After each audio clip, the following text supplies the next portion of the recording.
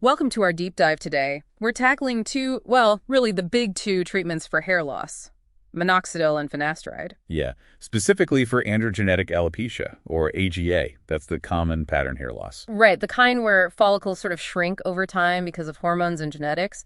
We want to cut through the confusion and give you the facts. Help you understand what they are, how they work, the pros, the cons, all that. So you can make a smart choice for yourself. But first things first, and this is crucial, see a board-certified dermatologist. Seriously. Absolutely. You need a proper diagnosis. Trying to guess could mean you missed something else entirely, like alopecia areata, maybe? Exactly. Or telogen effluvium. Those need totally different approaches. Don't self-diagnose this one. Okay, couldn't agree more. Let's start with Minoxidil, the growth stimulant. The origin story is pretty wild, isn't it? It really is. Came out of hypertension research back in the 50s. They were treating high blood pressure. And people started growing more hair. yeah, bingo. Yeah. Bit of a surprise side effect. So they reformulated it as a topical Rogaine, FDA-approved back in '88. First one approved for hair loss. So how does it actually work? Is it just blood flow? That's part of it. It's a potassium channel opener. So yeah, it boosts blood flow, oxygen, nutrients to the follicles. But it also plays with the hair cycle itself. Ah, okay. How so? It kind of shortens the resting phase and makes the growing phase longer so hair can grow thicker, longer. Interesting. And you mentioned something before about it being a prodrug. Right, this is key. Minoxidil itself doesn't do much until your scalp activates it using an enzyme called sulfotransferase. Sulfotransferase. Got it. And, well, not everyone has the same level of this enzyme, that variation. That's basically why some people respond really well and others not so much. Ah, so that explains the responder versus non-responder thing you hear about. Precisely. So how do people use it? Is it just the topical stuff? Mostly. Over-the-counter liquids and foams, usually 2% or 5% strengths. The 5% is generally quite a bit more effective. And results. When can you expect to see something? It takes time. Usually you'll notice initial changes, maybe some fuzz, around 3 to 6 months. Peak effect is closer to 12 months. Okay. And is it something you can stop once it works? Unfortunately, no. That's the kicker. It requires continuous, lifelong use. If you stop, you'll likely shed the hair that regrew thanks to the minoxidil. That's a major commitment. What about side effects? Topical seems pretty safe. Yeah, topically it's usually mild. Some scalp irritation, maybe itching, redness. Sometimes an initial shed, which sounds bad, but it can actually mean it's working, clearing out old hairs for new ones. Okay. But you mentioned oral minoxidil earlier, too. Eldom. Yes, low-dose oral minoxidil. It's prescription, technically off-label for hair loss. It can be more convenient, but you get more systemic absorption. Which means potentially more systemic side effects. Exactly.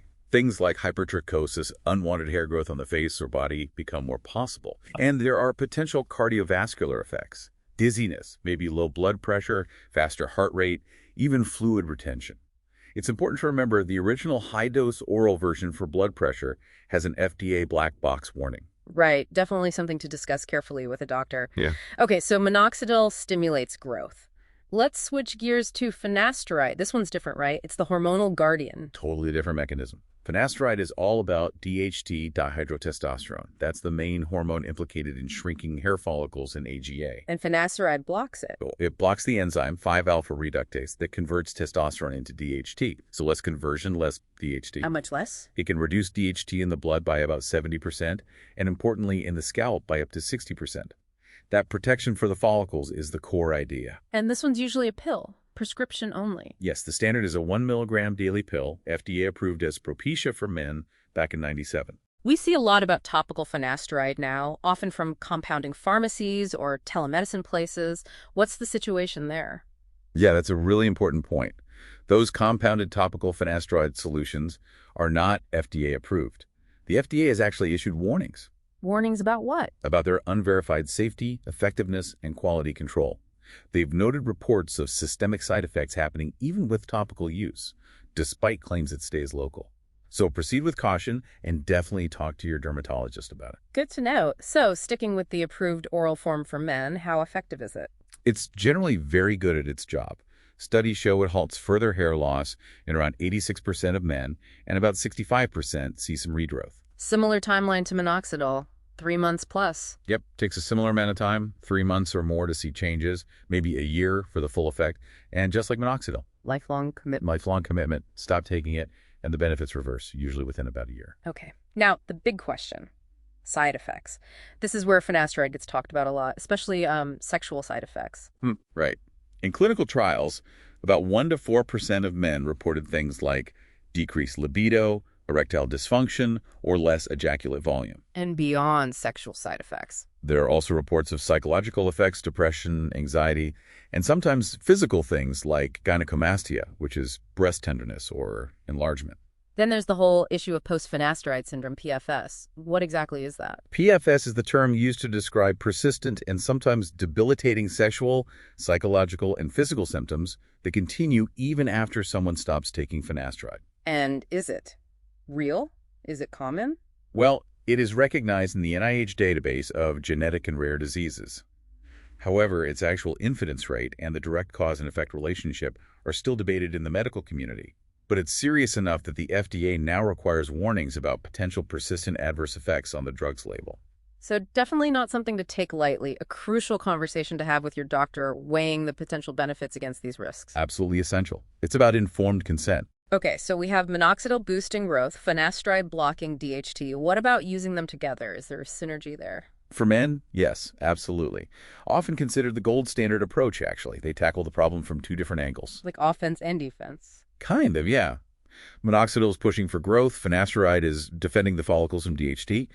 And studies, meta-analyses, show that using both together often gives better results than using either one alone. How much better? Well, one study, for example, found like 94% improvement with a combo versus about 80% for finasteride only, or maybe 59% for minoxidil only. So quite a significant difference potentially. Wow. Okay. So for you listening to this, how do you decide? What's the framework? It really boils down to your personal goals and your risk tolerance. What are you aiming for? Just stopping loss, regrowth, both. And balancing that against the side effect profiles. Exactly. Topical minoxidil risks are mostly local irritation. Oral finasteride, while very effective, carries those small but real systemic risks, including that potential for persistent issues, PFS. And a critical point for women. Huge point. Finasteride is absolutely contraindicated, meaning strictly forbidden for women who are pregnant or might become pregnant. It can cause serious birth defects. So for women, minoxidil is usually the primary recommendation. Generally, yes. Topical minoxidil is the main treatment often recommended for women with AGA. And regardless of choice, you've got to stick with it. Consistency is everything for both treatments, lifelong. And cost can be a factor too, though generics make both fairly affordable these days. Right. So quick recap. Different tools for the job. Combo therapy often best for men. Consistency is non-negotiable. It's a very personal decision. Definitely. And don't make it in a vacuum. Talk to that dermatologist. Go in prepared, ask the tough questions. Like, what is my actual diagnosis? What are the risks for me, given my health history? What about PFS specifically? How will we track if this is working? Yeah, be specific. And maybe ask about their thoughts on off-label use or compounded options, if that's on your mind. Good point. Get their professional take on it. So, ultimately, treating hair loss, it's more than just the science, isn't it? It's this ongoing balance between hope, what works, and your personal comfort level with the potential downsides. That sums it up nicely. Which leads to our final thought for you. What does true well-being actually look like for your hair health journey? Something to think about.